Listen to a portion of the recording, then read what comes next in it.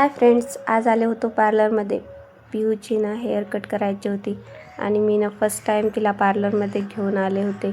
याआधी तिला कधीच पार्लरमध्ये हेअर कटसाठी आणलं नव्हतं, पण तिचं यावेळेस खूप मन होतं की मम्मा माझे पार्लरमध्ये हेअर कट करायची म्हणून. आवडले का? आवडले?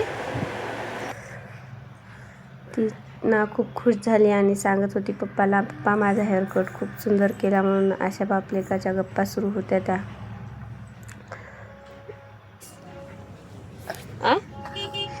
मी घरी थोडेसे केस वळले की नाही की गर्दा करती, माझे केस दुखायलेत म्हणून.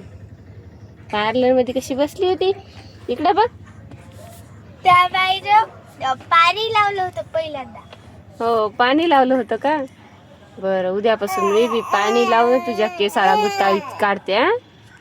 आणि मी ना शूटिंग घेत होते, त्यामुळे तिला खूप राग आला होता. म्हणत होती माझी शूटिंग जर टाकलीस ना, मी तुला माझ्या बड्डेलाच बोलवणार नाही. आणि ना तिच्या बड्डेचा ड्रेस पण घ्यायचा राहिला होता. म्हणत होती उद्या माझ्यासोबत नक्की यायचं बघ ड्रेस घ्यायला. मग असंच म्हणत ना मग म्हणाली मग पप्पाला. मी म्हटलं नाही, पप्पाला आपण घरीच ठेवू आणि आपण दोघीच येऊ.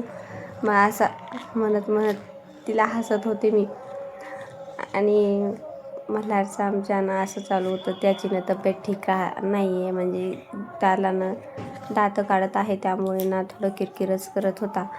आणि मग येते वेळेस थोडंसं काही खाण्यासाठी, स्नॅक्स करण्यासाठी, कारण सायंकाळचे 5 वाजले होते. आणि मग घेतला पावभाजी